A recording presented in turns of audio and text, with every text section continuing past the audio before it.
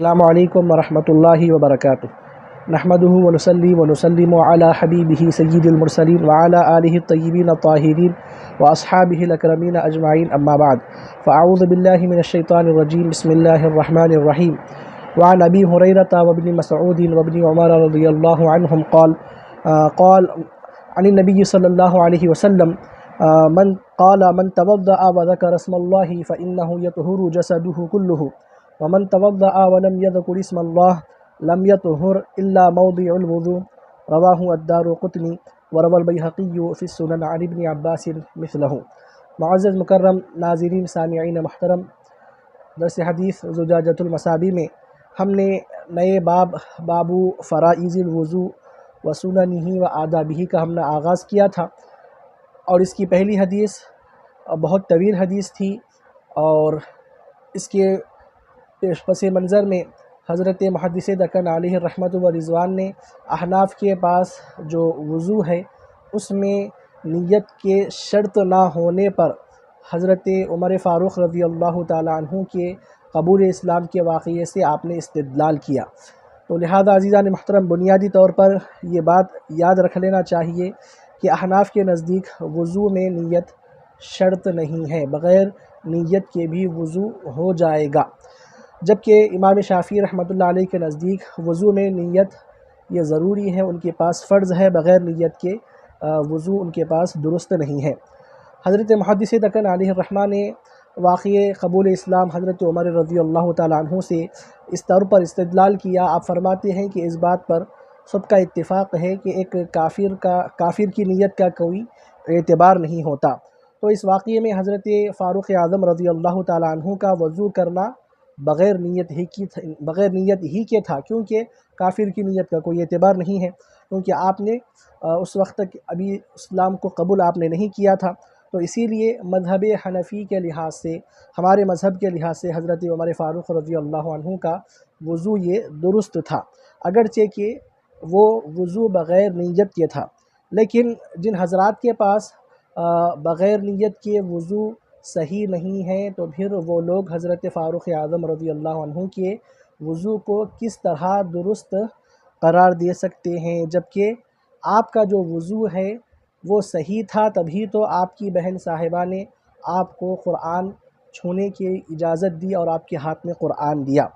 تو لہذا عزیزان محترم، ایک یہاں پر سوال اٹھایا گیا مذہب شافعی پر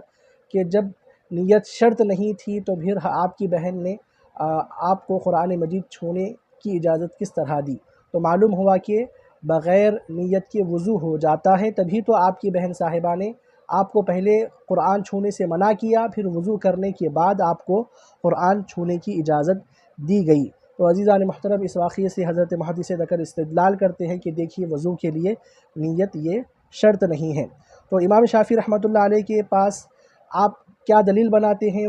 وضو میں نیت کے شرط ہونے پر؟ تو لہذا امام شافعی رحمۃ اللہ علیہ کا استدلال اس طرح ہے، آپ فرماتے ہیں کہ وضو میں نیت فرض ہے، کیونکہ تیمم میں جس طرح نیت فرض ہے، آپ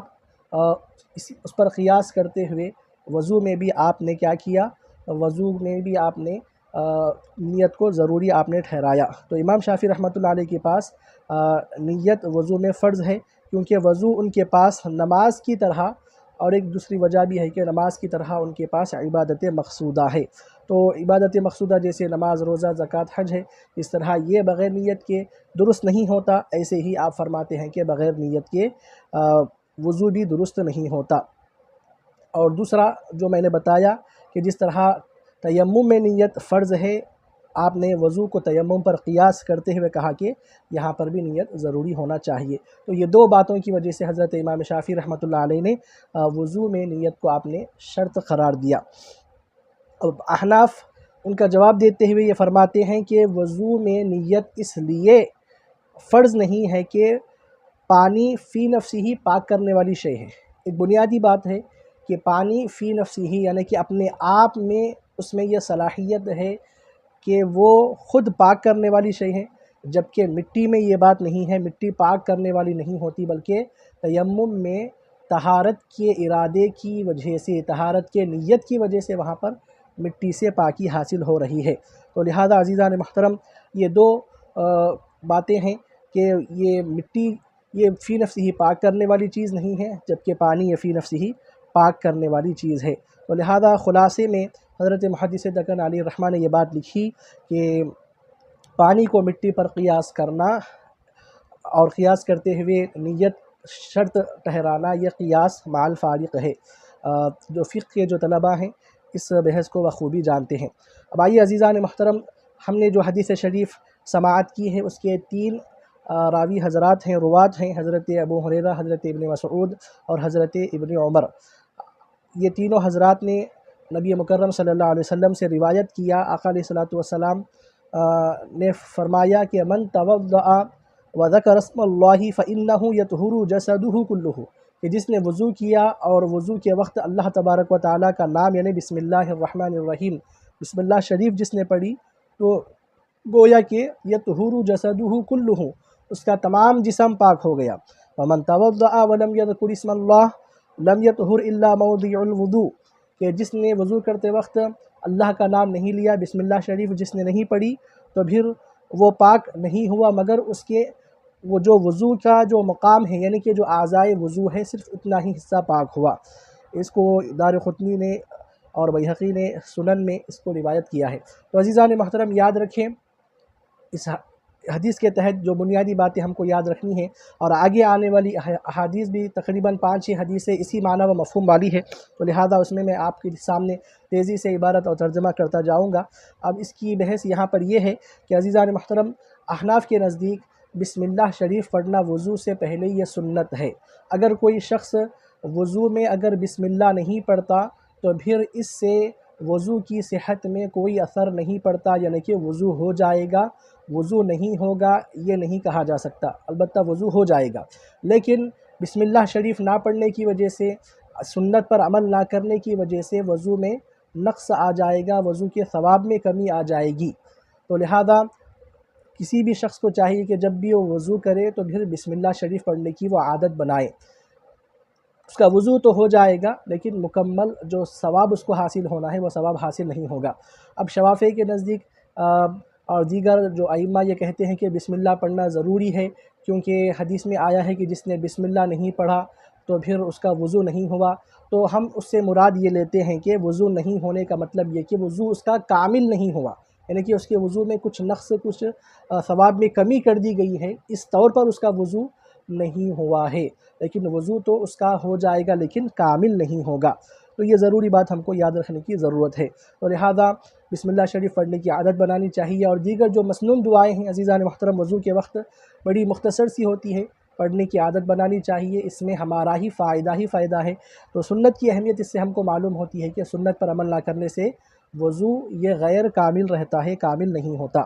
تو اور ایک حدیث شریف عزیزان محترم مختلف طرق سے اور مختلف روات کے ذریعے اسی معنی و مفہوم والی احادیث آگے آ رہی ہے۔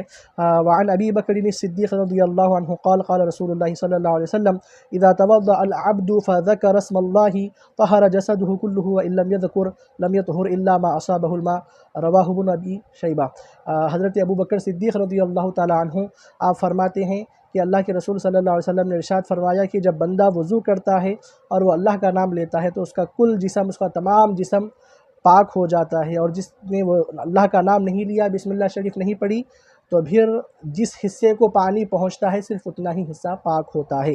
ابن ابی شیبہ نے اس کو روایت کیا ہے۔ اور ایک حدیث سماعت فرماتے چلے وعن مکحول قال قال رسول اللہ صلی اللہ علیہ وسلم اذا تطہر الرجل وذکر اسم اللہ طہر جسده كله واذا لم يذكر اسم اللہ حين يتوضأ لم يطهر الا مكان الوضوء۔ حضرت مکحول رضی اللہ عنہ سے مروی ہے، آپ فرماتے ہیں کہ اللہ کے رسول صلی اللہ علیہ وسلم نے ارشاد فرمایا کہ جب کوئی آدمی پاکی حاصل کرتا ہے اور وہ اللہ کا نام لیتا ہے تو اس کا کل جسم پاک ہو جاتا ہے، اور جب آدمی اللہ کا نام نہیں لیتا تو پھر اس کا پورا جسم پاک نہیں ہوگا مگر یہ کہ وضو کا جو مکان ہے یعنی کہ اعضائے وضو جس پر پانی بہایا گیا صرف اتنا ہی حصہ اس کا پاک ہوگا۔ تو بسم اللہ شریف پڑھنے کی کتنی بڑی برکت ہے، دیکھیے پورا پانی آپ کے بدن کو نہیں پہنچا، لیکن بسم اللہ پڑھنے سے پورا بدن اس کا پاک ہو جاتا ہے گناہوں سے وغیرہ سے۔ تو لہٰذا عزیزان محترم اس کی عادت بنانی چاہیے۔ رواہ سعید بن منصور، اس کو سعید بن منصور نے روایت کیا ہے۔ وعن الحسن الکوفی قال قال رسول اللہ صلی اللہ علیہ وسلم من ذکر اللہ عند الوضوء طہر جسدہ کلہ وان لم یذکر اسم اللہ لم یطہر منہ الا ما اصابہ الماء۔ حضرت حسن کوفی رضی اللہ عنہ حدیث پاک کے راوی ہے، فرماتے ہیں کہ اللہ کے رسول صلی اللہ علیہ وسلم نے ارشاد فرمایا کہ جس نے اللہ کا نام ذکر کیا وضو کے وقت تو پھر اس کا تمام جسم پاک ہو گیا، اور جس نے ذکر نہیں کیا یعنی بسم اللہ شریف نہیں پڑھی تو پھر اس کا پورا جسم پاک نہیں ہوا، یعنی کہ جتنے حصے کو پانی پہنچا صرف اتنا ہی حصہ اس کا پاک ہوا۔ اس کو عبد الرزاق نے مرسلن روایت کیا ہے۔ اور ایک آخری حدیث سماعت کرتے چلے، وعن عائشہ رضی اللہ عنہا قالت قال رسول اللہ صلی اللہ علیہ وسلم اذا مس طہورا سمى اللہ، رواہ الدارقطنی فی سننہ۔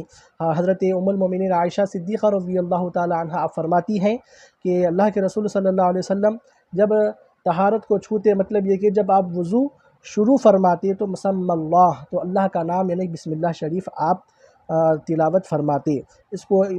دارقطنی نے اپنی سنن میں روایت کیا ہے، اور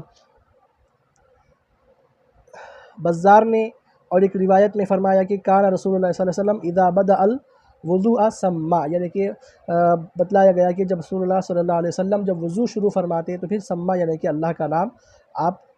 پڑھتے، یعنی کہ بسم اللہ شریف کی آپ تلاوت کرتے۔ آخر میں اللہ کی بارگاہ میں دعا ہے مولا کریم ہم کو ان سنتوں کے مطابق وضو کرنے اور آقا علیہ الصلوۃ والسلام کی سنتوں کو زندہ کرنے کی ہم کو توفیق عطا فرما، آمین و علینا الا